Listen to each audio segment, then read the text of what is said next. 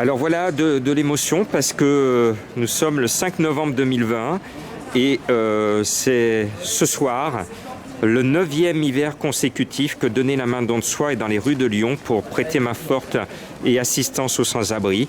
Et vous voyez, nous avons des bénévoles d'hier et des nouveaux qui viennent nous renforcer. On a même une journaliste, photographe journaliste qui nous suit ce soir. On a besoin des médias aussi pour témoigner de la situation de la rue ici à Lyon. Voilà, donc merci de nous rejoindre. Merci de relayer nos appels au secours. Tout au long de l'hiver, vous allez voir des portraits de sans-abri où on va rechercher un job, on va rechercher un logement ou une famille d'accueil, notamment par grand froid. Donc merci de votre aide. Voilà, on a un petit toutou italien dans les bras ici avec un ami à la rue. Voilà.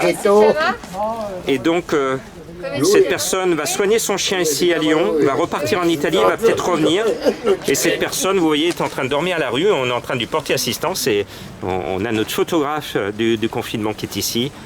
Et voilà, on a bel et bien des personnes qui dorment à la rue. Ici, on est rue de la République.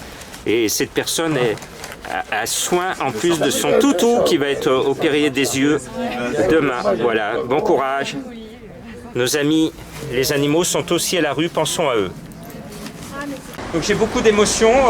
Merci aux bénévoles de Donner la main don de soi qui viennent de faire cette maraude.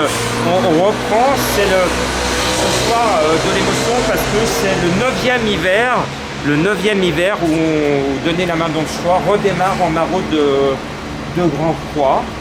Et on part historiquement de la place Antonin-Poncet. C'est pas un lieu anodin. Parce que c'est l'endroit où il y a le vestige de l'hôpital de la Charité.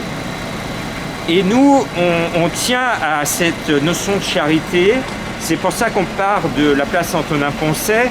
Parce que historiquement, à cet endroit, là où il y avait un hôpital, où maintenant il ne reste plus que cette tour avec le clocher, la nuit, à la même heure que maintenant, il est aux alentours de 21h, même en pleine nuit, des mamans avec un couffin venaient dans la nuit, posaient le couffin et elles allaient sonner la cloche.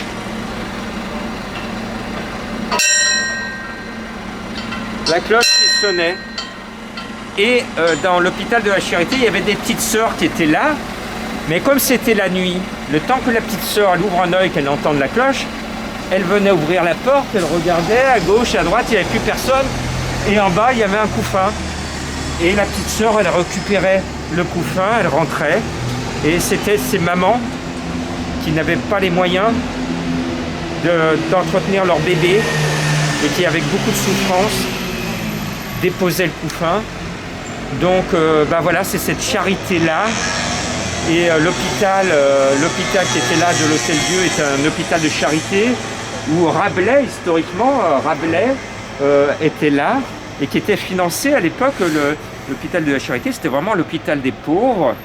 Et moi, j'avais demandé pendant les travaux de l'Hôtel-Dieu de faire des braseros, d'essayer d'occuper pendant les travaux à Porche, on aurait pu accueillir des sans-abri de façon un peu plus protégée, de faire un petit brasero, avoir chaud, faire la fête. J'avais eu un nom forcément de la ville de Lyon. Et on a maintenant un côté bling-bling de l'Hôtel-Dieu. Et on oublie qu'autrefois des Lyonnais se sont mobilisés pour faire acte de charité. Et moi j'aimerais m'adresser aux Lyonnais maintenant en disant est-ce que ça ne vous empêche pas de dormir dans ce confinement alors que sous votre porche, sous votre allée, il y a des gens qui sont peut-être cet hiver en train de mourir de froid tout simplement.